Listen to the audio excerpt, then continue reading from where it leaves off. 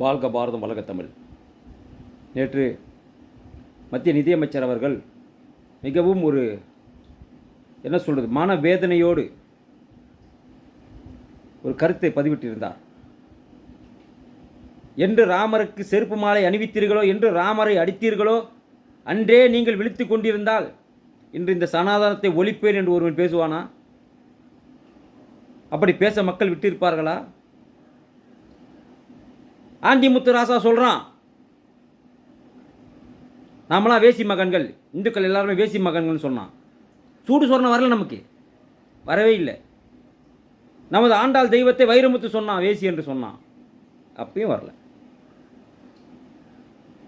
நமது இந்து கலாச்சாரங்களை, நமது வாழ்வியல் முறையை எனக்கு பிடிக்காது, அதில் எனக்கு உடன்பாடு இல்லை என்று சொல்கிறார் ஸ்டாலின், அப்பயும் நமக்கு சூடு சொரணம் வராது.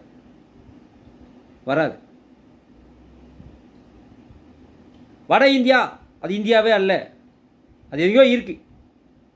எப்பொழுதும் எங்களுக்கு அது உடன்பாடு இருந்தது கிடையாது. அப்படி ரெண்டாக பிரித்து பேசுகிறான் ஒரு அமைச்சர். அப்பையும் நமக்கு சூடு சொரணை வரல. ஒரு படி தாண்டி அப்படித்தான் பேசுவேன், அதில் அப்படித்தான் இருக்கிறது, முடிந்தால் சவாலுக்கு வா என்று ஒருவர் கூப்பிடுகிறான்.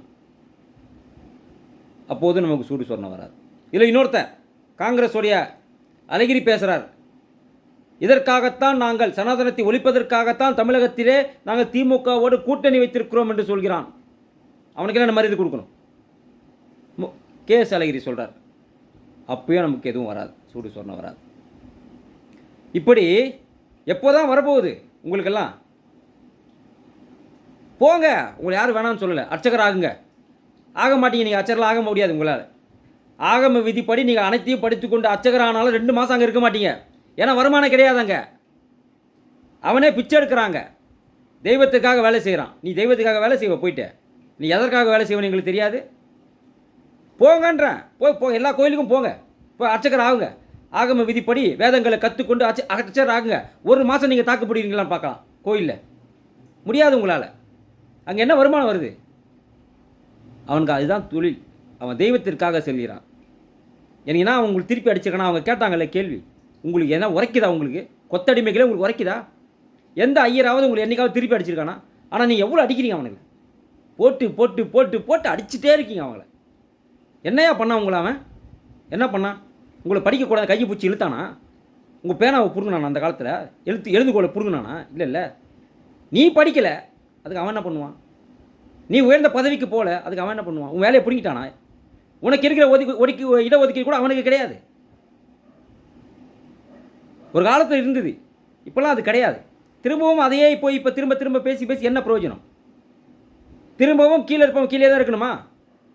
நீங்கள் பேசுறதுலாம் அப்படி தான் இருக்குது. பிராமணர்கள் மேலே போகிற மாதிரி கீழே இருக்க மேலே போகக்கூடாதா? போகக்கூடாது. யாரும் தடுத்தாங்களா? படி, முன்னேறு. உனக்கு தான் 15% இடஒதுக்கீடு இருக்குல்ல, கூட படி, இன்னும் மேலே போக போகிற. என்னமோ அந்த காலத்தில் தின்னாமல் பண்ண மாதிரி இந்த காலத்தில் பண்ணுற மாதிரி பேசுகிறீங்க. அந்த காலத்தில் 4 வருடம் இருந்துச்சு, நீங்கள் 450 ஜாதி இருக்குது. யாரால் வந்துச்சு?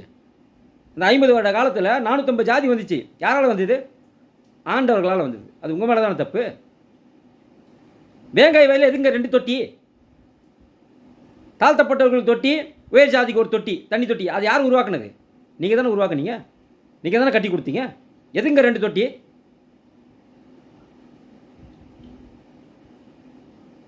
அது சிந்திக்கணும். கொத்தடிமைகளே, திமுக கொத்தடிமைகளே, தயவு செஞ்சு சிந்திங்க.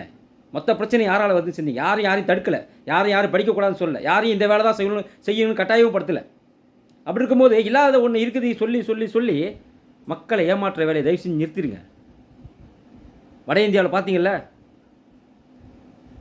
அது கொஞ்சம் கொஞ்சமாக இங்கேயும் பரவி கொண்டிருக்கிறது. வட இந்தியாவில் இருக்கும் அந்த தீ தென்னிந்தியாவில், தமிழகத்தில் முக்கியமாக அதிவேகமாக பரவி கொண்டிருக்கிறது.